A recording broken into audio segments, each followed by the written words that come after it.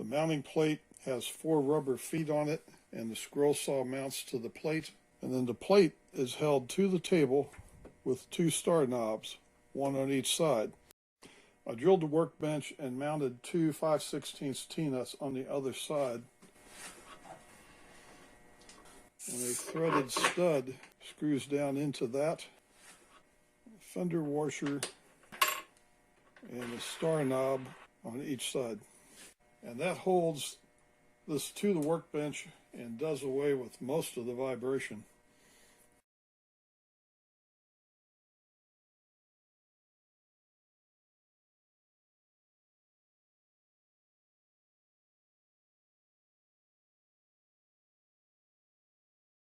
I've done experimentation with dust collection on scroll saws over the years. This is my Excalibur saw. I've had this for quite a few years, and I have the table off of it. And these 2 bits of manifolding are part of the dust collection for this table. My shop vac would plug into here, and there's a hose that runs over to this side, and one that runs over here.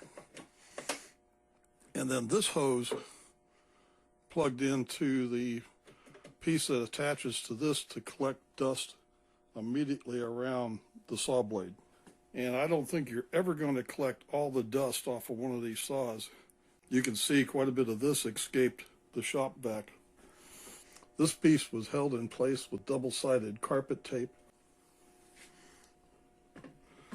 This came in here and was screwed to these 2 pieces of manifold, and I ended up putting these bits in here to restrict the airflow, to get more airflow to this side to go around the scroll saw blade. You would slide this in place, install the blade, and the shop vac would actually draw a vacuum on this, and this hose attached here and caused a swirling action, which was pretty effective in picking up the dust.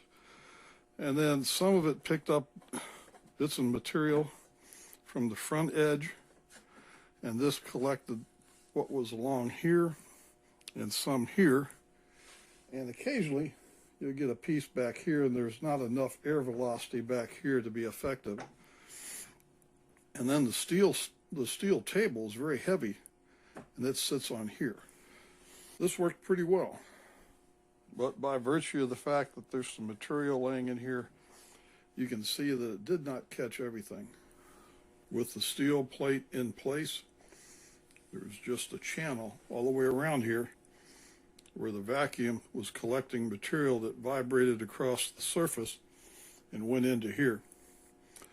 And then the majority of the material was collected right off the saw blade, right in here. And this would blow the material to one side, and it would come over here and get collected.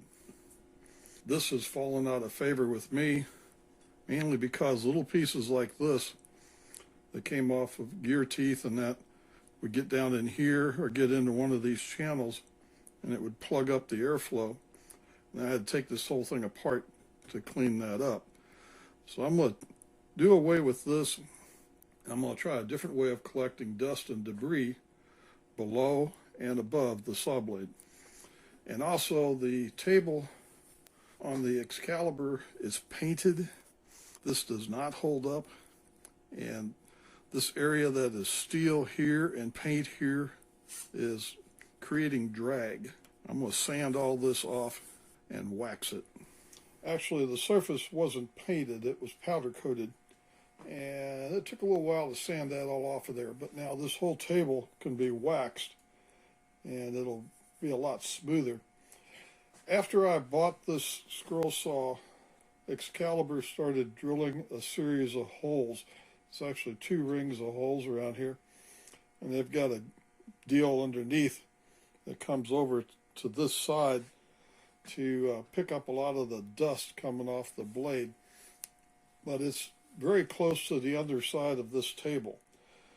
And one of the problems I have, especially when cutting out gear teeth, is those pieces will go through this slot and it will plug up the dust collection that's under here. And I foresee their mechanism plugging up, at least for the type of cutting that I do.